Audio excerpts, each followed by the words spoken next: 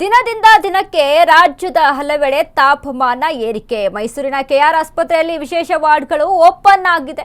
ಮುಂಜಾಗ್ರತಾ ಕ್ರಮವಾಗಿ ಸನ್ stroke ward ಅನ್ನು ನಿರ್ಮಾಣ ಮಾಡಿದ್ದಾರೆ. ದಿನದಿಂದ ದಿನಕ್ಕೆ ರಾಜ್ಯದಲ್ಲಿ ತಾಪಮಾನ ಏರಿಕೆ ಹೆಚ್ಚಾಗ್ತಿದೆ. ಅದರಂತೆ ಮೈಸೂರಿನ ಕೆಆರ್ ಆಸ್ಪತ್ರೆಯಲ್ಲಿ ವಿಶೇಷ ವಾರ್ಡ್ಗಳು ಓಪನ್. ಮುಂಜಾಗ್ರತಾ ಕ್ರಮವಾಗಿ ಸನ್ ಸ್ಟ್ರೋಕ್ ವಾರ್ಡ್ ನಿರ್ಮಾಣ. ಆಸ್ಪತ್ರೆಯ ಅಧೀಕ್ಷಕಿ ಶೋಭಾ ನೇತೃತ್ವದಲ್ಲಿ ಹೊಸ ವಾರ್ಡ್ಗಳು. ಆಸ್ಪತ್ರೆಯಲ್ಲಿ 2 ಸಿಬ್ಬಂದಿ ಹಾಗೂ 30 ಬೆಡ್ಗಳ ವ್ಯವಸ್ಥೆ. ಸನ್ ಸ್ಟ್ರೋಕ್ನಿಂದ ಬಂದ ಸಾರ್ವಜನಿಕರಿಗೆ ತುರ್ತು ಚಿಕಿತ್ಸೆ. ಬೇಸಿಗೆ ತಾಪಮಾನದಲ್ಲಿ 6 ರಿಂದ 7 ಲೀಟರ್ ನೀರು ಕುಡಿಯಬೇಕು. ಯಾವಾಗ ಸುಸ್ತು ಎನಿಸುತ್ತದೋ ಆಗ ಹೆಚ್ಚು ನೀರು ಕುಡಿಯಿರಿ. ಹಣ್ಣುಗಳು, ಬೇಯಿಸಿದ ತರಕಾರಿ, ನೀರಿನಾಂಶ ಪದಾರ್ಥ ಸೇವಿಸಬೇಕಾಗುತ್ತೆ. ಆಹಾರ ಪದಾರ್ಥಗಳಲ್ಲಿ ಉಪ್ಪು, ಖಾರ, ಸಕ್ಕರೆ ಅಂಶ ಕಡಿಮೆ ಇರಬೇಕು.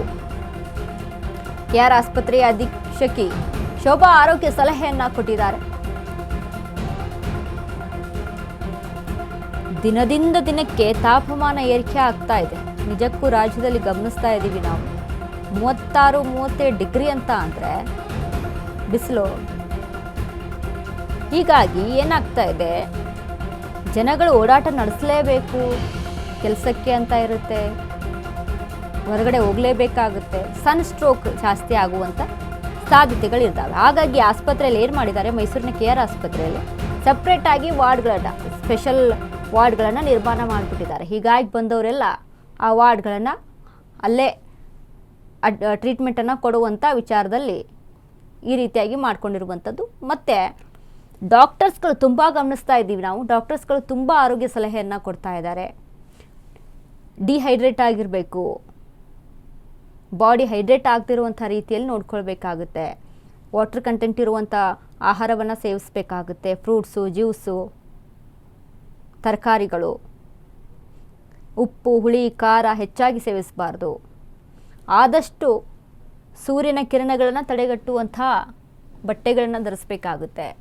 ಅಂಬ್ರೆಲಾ ಬಳಕೆ, ಸನ್ಗ್ಲಾಸ್, ಸನ್ಸ್ಕ್ರೀನ್, ದೇಹಕ್ಕೆ ಆರೋಗ್ಯದ ಸಲಹೆಗಳನ್ನು ಕೊಡ್ತಾ ಇದ್ದಾರೆ.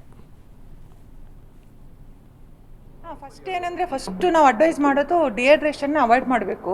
ತುಂಬ ಇಂಪಾರ್ಟೆಂಟ್ ಅಂದರೆ, ನಾವು ಈಗ 3 to 4 ಲೀಟರ್ಸ್ ಹೇಳ್ತಾರೆ ನೀರು ಕುಡಿಬೇಕು ನಾರ್ಮಲ್ ಆಗಿ. ಬಟ್ ಇವಾಗ ನಾವು ಹೇಳೋದು 6 to 7 ಲೀಟರ್ಸ್ ಮಿನಿಮಮ್ ಕುಡೀರಿ ಅಂತ ನಾನು ಅಡ್ವೈಸ್ ಮಾಡೋದು. Per day. ಆಮೇಲೆ ಎಳ್ನೀರು ಮತ್ತು ಜ್ಯೂಸ್ಗಳು ಕುಡಿಬೇಕು. ಬಟ್ ಆದಷ್ಟು ಶುಗರಿ ಜ್ಯೂಸಸ್ನ ಅವಾಯ್ಡ್ ಮಾಡಿ ಅಂತ ಹೇಳ್ತೀವಿ. ಅದು ಏನಂತ ಬೆನಿಫಿಷಿಯಲ್ ಅಲ್ಲ. ಸೊ ಮಾಮೂಲಿ ಫ್ರೂಟ್ ಜ್ಯೂಸ್ ಆದರೆ ವಿತೌಟ್ ಶುಗರ್ ತೊಗೋಬೇಕು. ಆ ಥರ ಎಳ್ನೀರಾದ್ರೂ ಅದಕ್ಕೇನು ಎಕ್ಸ್ಟ್ರಾ ಏನೋ ಹಾಕ್ಕೋಬಾರ್ದು. ಆ ಥರ ಯೂಸ್ ಮಾಡಿ ಅಂತ ಹೇಳ್ತೀವಿ. ಅದೇ ಮೊದಲು ಸುಸ್ತಾಗುತ್ತೆ, ಆಮೇಲೆ ಸುಸ್ತಾಗ್ಬಿಟ್ಟು ಒಂಥರ ಬಳಲಿಕೆ ಅಂತ ಆ ಥರ ಆಗುತ್ತೆ, ಗಿಡ್ಡಿನೆಸ್ ಬರ್ಬೋದು, ಆಮೇಲೆ ಬಿದ್ದೋಗೋ ಥರನೂ ಆಗ್ಬೋದು, ನಾಜಿ ಆಗ್ಬೋದು. ನಾಜಿ ಅಂದರೆ ವಾಂತಿ ಬರೋ ಥರ ಫೀಲಿಂಗು. ಆಮೇಲೆ ಫುಲ್ ಈಗ BP ಲೋ ಆಗಿಬಿಟ್ಟು ಅನ್ಕಾನ್ಷಿಯಸ್ಸು ಆಗ್ಬೋದು ಹೈ ಇದಾದಾಗ.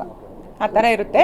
ಸೊ ಯಾರೇ ಆದರೂ ನಾನು ಹೇಳೋದು ಜನರಲಿ ಇವತ್ತೇ ಅಂತಲ್ಲ, ಸುಸ್ತಾಗುತ್ತೆ ಅಂದ ತಕ್ಷಣ ನಾನು ಹೇಳೋದು ಫಸ್ಟ್ ಅಡ್ವೈಸ್ ಮಾಡೋದು 1/2 ಲೀಟರ್ ನೀರು ಕುಡಿದ್ಬಿಡಿ ಅಂತ. ಇಮ್ಮಿಡಿಯೇಟಾಗಿ ಯಾವತ್ತೇ ಆದ್ರೂ ಅದು ಇಂಪಾರ್ಟೆಂಟ್. ಎಲ್ಲರೂ ಫಾಲೋ ಮಾಡಬೇಕು. ಆ್ಯಕ್ಚುಲಿ ನಿಮಗೆ ಗೊತ್ತಾಗುತ್ತೆ, ಎಷ್ಟೊಂದು ಸರಿ 70-80% ಟೈಮಲ್ಲಿ ಸುಸ್ತು ಅಂತಂದರೆ ಡಿಹೈಡ್ರೇಷನಿಂದನೇ ಆಗಿರುತ್ತೆ.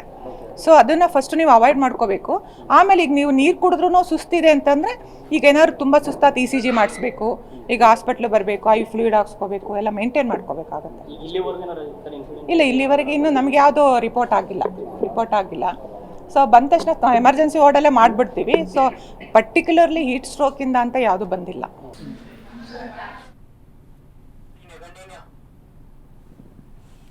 ಅದೇ ಮುಂಚೆ ಎಲ್ಲ 3 to 4 ಲೀಟರ್ ವಾಟರ್ ಕಂಟೆಂಟ್ ಮಾಡಬೇಕು ಅಂತ ಹೇಳ್ತಿದ್ರು. ಬಟ್ ಈಗ 6 to 7 ಲೀಟರ್ ಮಿನಿಮಮ್ ದಿನಕ್ಕೆ ಕುಡಿಲೇಬೇಕು ನೀರನ್ನು. ಅಂದರೆ ಬಿಸಿಲಿನ ಬೇಗೆ ಆ ರೀತಿಯಾಗಿದೆ. ಹಾಗಾಗಿ ಏನು ಮಾಡೋಕ್ಕಾಗಲ್ಲ. ಇಂಥ ಸಿಚುವೇಶನ್ಸ್ಗಳಲ್ಲಿ ನಮ್ಮ ಆರೋಗ್ಯನ ನಾವೇ ಕಾಪಾಡ್ಕೊಳ್ಬೇಕಾಗತ್ತೆ. ಹಾಗಾಗಿ ಈ ರೀತಿಯಾದಂಥ ಆರೋಗ್ಯ ಸಲಹೆಗಳನ್ನು ಡಾಕ್ಟರ್ಸ್ಗಳು ಕೊಡ್ತಾ ಇದ್ದಾರೆ. ಅವುಗಳನ್ನು ಅಳವಡಿಸ್ಕೊಂಡು ಫಾಲೋ ಮಾಡ್ಕೊಂಡು ಹೋದರೆ ನಮ್ಮ ಆರೋಗ್ಯವನ್ನು ನಾವು ಕಾಪಾಡ್ಕೊಳ್ಬೋದು.